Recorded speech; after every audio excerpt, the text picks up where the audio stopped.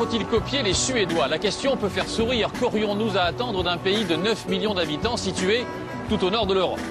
Eh bien, nous avons voulu voir de plus près et franchement, ça en vaut la peine. L'exercice du pouvoir, par exemple. Transparence, modestie, contrôle. Pour les Suédois, les ministres sont là pour servir et pas pour se servir. Reportage de Romain Messi et Jean-François Monnier.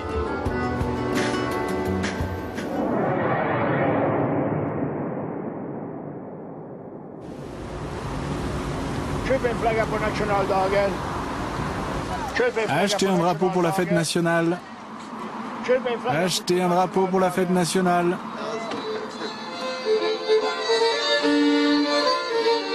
Le 6 juin, en Suède, c'est jour de fête. Dans le principal parc de la capitale, l'ambiance rappellerait plutôt une kermesse de village. Et pourtant, la famille royale au complet est de sortie. Pas de quoi en faire une montagne. Un public clairsemé s'est réuni pour écouter le discours du roi, aux accents très familiaux. Notre fille aînée va se marier. Applaudissements discrets. Seule exubérance, un tube du groupe suédois ABBA, repris par la fanfare du quartier.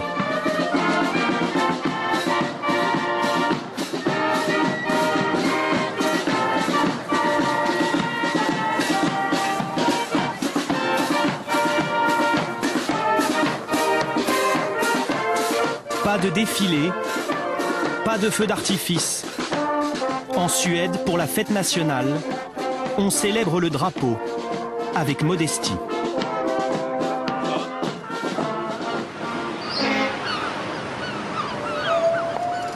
Ici, même les ministres font profil bas. Gunilla Carlsson est membre du gouvernement suédois depuis maintenant 4 ans, ministre de la coopération internationale.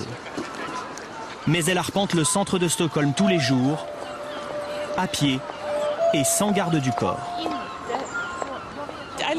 J'adore marcher, ça me fait faire de l'exercice. Et puis c'est tellement agréable lorsqu'il fait aussi beau. Les hommes politiques ne sont pas des célébrités, vous savez.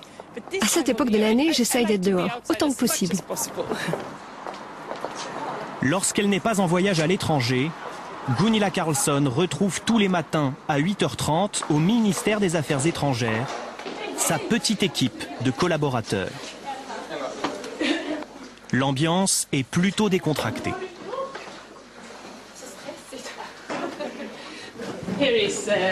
Voici Hans, l'un de mes conseillers. Brigitte, elle s'occupe de mon agenda politique. Et voilà ma salle de conférence. C'est très modeste. Oui, c'est une salle de travail. Notre cuisine. Et voilà le bureau d'Anne-Sophie, ma directrice de cabinet. 10 collaborateurs au total qui composent une équipe volontairement réduite, quand en France, n'importe quel secrétaire d'État est entouré au minimum d'une 30aine de personnes. Café au lait? Oui. Notre Premier ministre a été très clair. On ne doit pas avoir trop de personnel. On peut faire les photocopies nous-mêmes. Et si j'avais plus de conseillers politiques, ça montrerait aux gens que j'ai un peu perdu le sens des réalités. La démesure, pas vraiment le genre de la maison et de Gunilla Carlsson. Vous faites votre vaisselle? Oui, et je bois l'eau du robinet. Elle est très bonne, vous savez. Elle vient de Stockholm.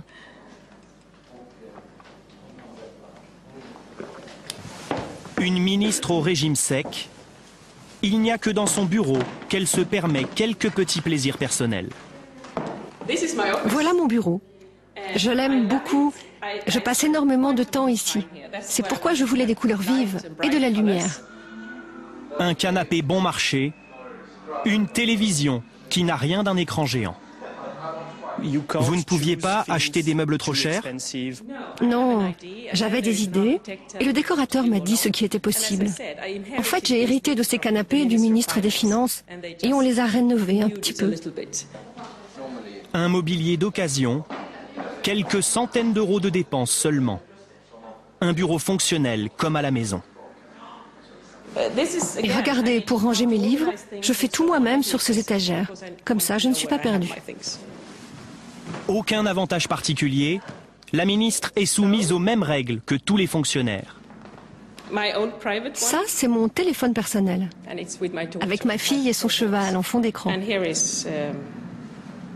Et ça, c'est mon téléphone professionnel. Vous ne pouvez pas l'utiliser pour un appel privé? Non. Ça arrive. Et je pense que les gens comprennent que cela puisse arriver, par erreur. Mais j'essaye vraiment d'éviter. La crainte d'être réprimandé, car en Suède, on ne badine pas avec l'argent public. Voici le buffet, on ne peut plus sobre, qui attend cette délégation des Nations Unies. Mais si le gouvernement suédois chasse le superflu dans les bureaux de ses ministères, il consacre dans le même temps 1% de son PIB à l'aide internationale. C'est bien plus que la France et les autres pays européens. Pendant la réunion, le staff de la ministre prépare son prochain déplacement au Luxembourg. J'ai regardé quelques vols. Gunilla peut partir de Stockholm à 16h15 et elle arrive à Francfort, puis de Francfort à Luxembourg.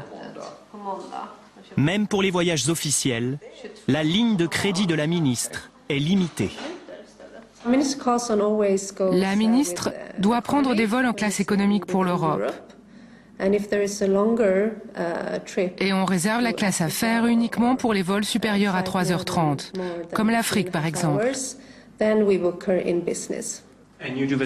pour les hôtels? Oui, même chose. Pour la ministre, on réservera toujours une chambre standard, jamais une chambre trop luxueuse. Inconcevable de voler sur un jet privé ou de dormir dans un palace, comme cela peut arriver aux politiques français. Le train de vie d'un ministre se doit d'être modeste, car au moindre faux pas, les tabloïds ne rateront pas leur cible. Karin Eriksson travaille pour le journal L'Expressen, un quotidien suédois très populaire. Une de ses missions, le contrôle des notes de frais des ministres. Bonjour, j'ai demandé à voir les factures de voyage de Gunilla Carlsson. Elles doivent être prêtes.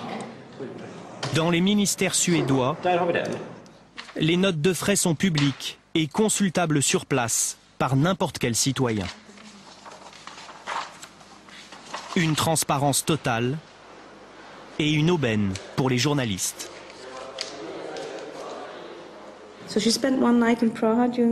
Ici, par exemple, sur les factures de ce voyage à Prague, on voit que la ministre a payé 85 € pour une nuit d'hôtel, ce qui n'est vraiment pas spectaculaire. En fait, je vérifie surtout s'il n'y a pas de dépenses personnelles qui auraient été payées avec l'argent du ministère.